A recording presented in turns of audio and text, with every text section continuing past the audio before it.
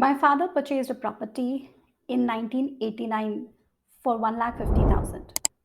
He sold that property in 2022 for 85 lakh rupees.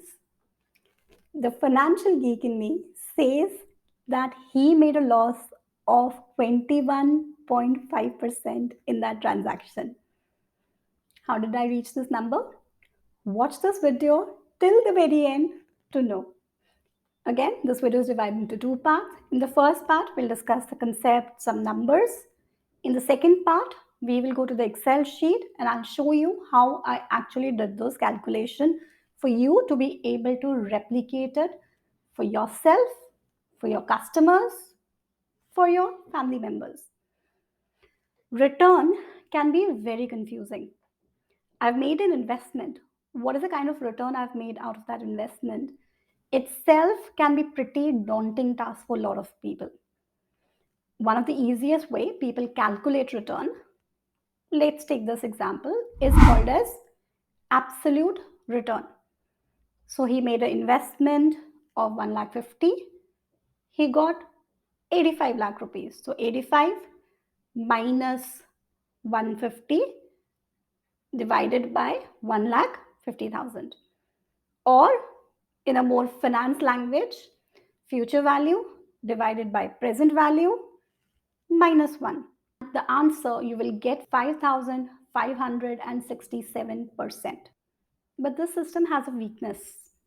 How do you compare the return of this investment versus my mutual fund investment that I held for 10 years? So, what a lot of people do is they use simple annualized return. So 5,567% return for an investment that was there for 33 years. So you divide 5,567% with 33 and you get 169%. That means my father made a simple annualized return of 169% on this investment. Now, the problem with both absolute return formula and simple annualized return is that both of them do not take into consideration time value of money, compounding benefit, and also taxation. They're easy because that's how many of us mentally calculate the return. So let's use the compounding or the time value of money that can be done through a simple rate formula in Excel.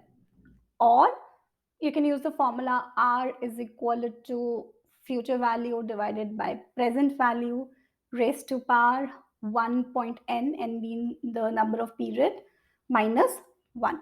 My answer would be 13%. So my father made 13% CAGR return on this investment.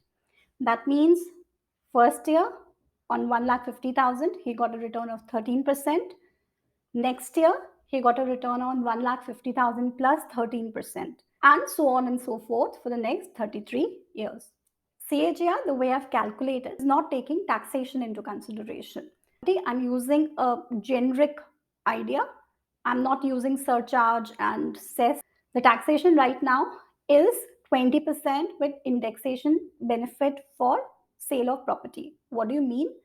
So the price for him was 1,50,000. But if you take inflation or the rise in price into consideration, then it will be 4,96,000 rupees as a purchase price. How do you do that? 1,50,000 multiplied by the cost of inflation index of 2022 divided by cost of inflation index of, in this case it will be 2001 because there was some revision there in taxation rules, so that will be 100, will give you 4,96,000 number. 85 lakhs minus 4.96 will give you 80 lakh 3,500 rupees. That was a return, and if I calculate that, CAGR would be 12.29% approximately. Was it a good investment or was it a bad investment? Left to my father, he feels it was a very good investment. But then you can't take those decisions in isolation. There's always a comparison that comes into the picture. In this case, to compare, we can look at the opportunity cost. So one of the oldest running mutual fund scheme in India is UTI Master Share Unit Scheme that started in 1986. Let's say my father was aware of it and he had invested that 1,50,000 in that investment. That investment has given a return of 15.6% CAGR return.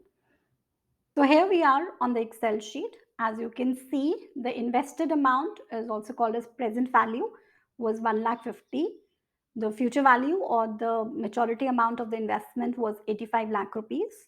The first thing we need to calculate is absolute. The return, if you say, was simply 85 minus 1,50,000, which is 83 lakh 50,000. How do you calculate the absolute return?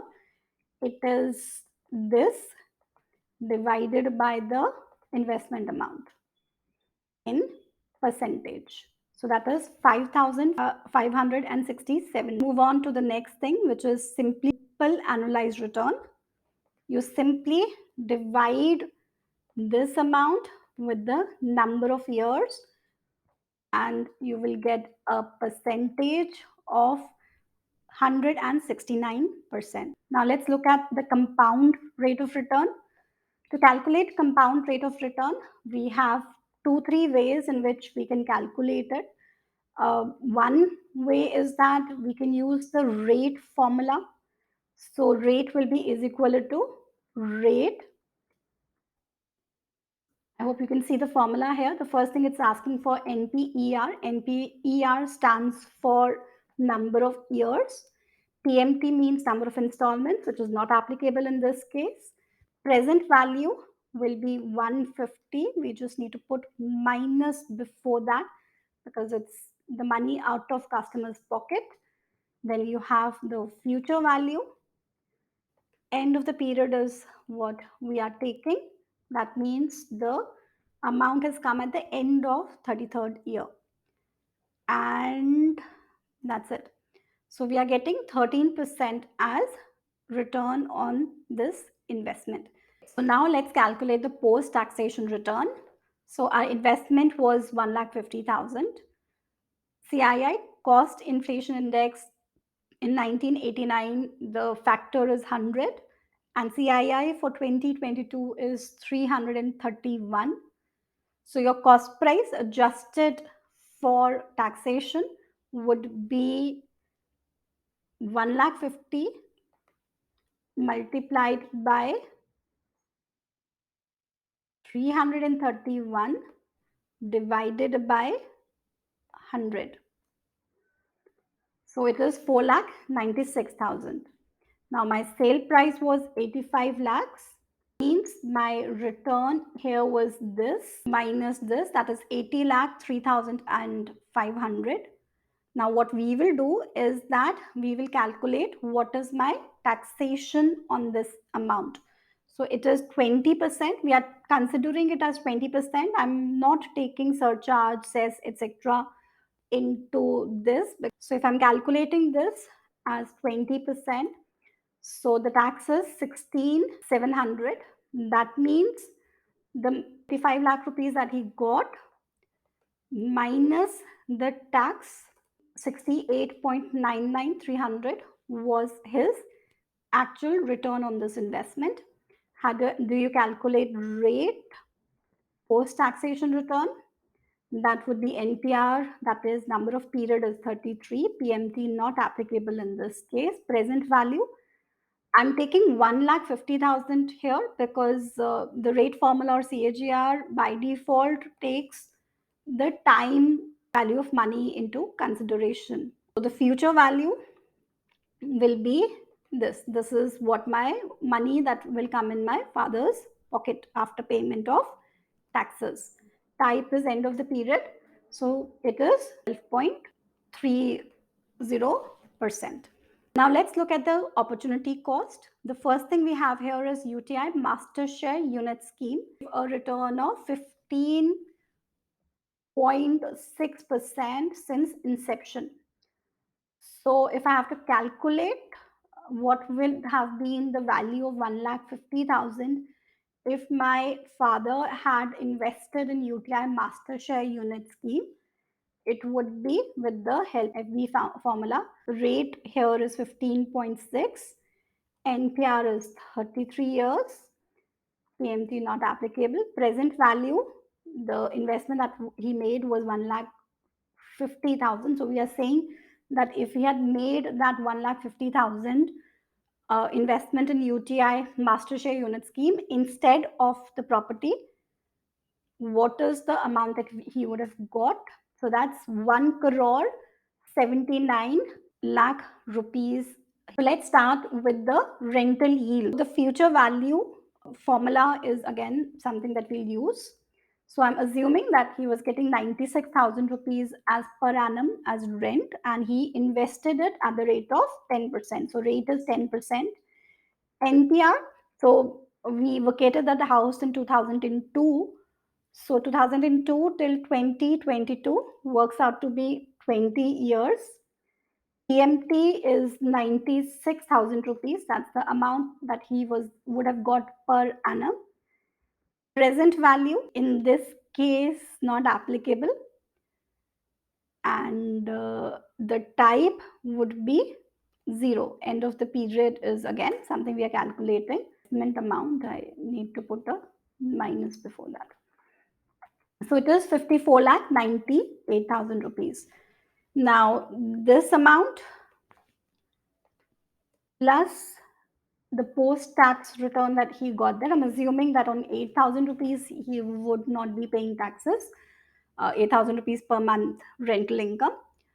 So it is 1.23 crore rupees he would have made, and we can calculate the CAGR return on that as well.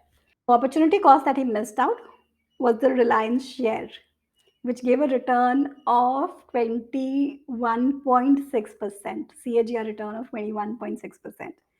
What this means is that if he had invested that amount in this share, he would have got NPR is 33 years, PMT is not applicable again, present value is 1,50,000. That's my investment amount into type is zero, end of the period. Oof, 9 crore 52 lakhs 57,511.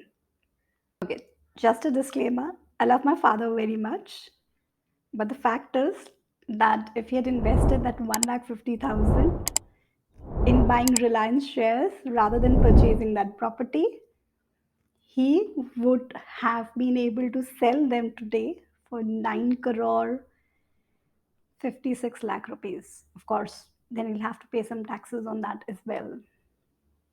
And then maybe the rentals for about a decade. 9 crores. Do keep watching this space to have more such ideas and more such banking and finance updates. Do not forget to subscribe if not done yet. Do like and share.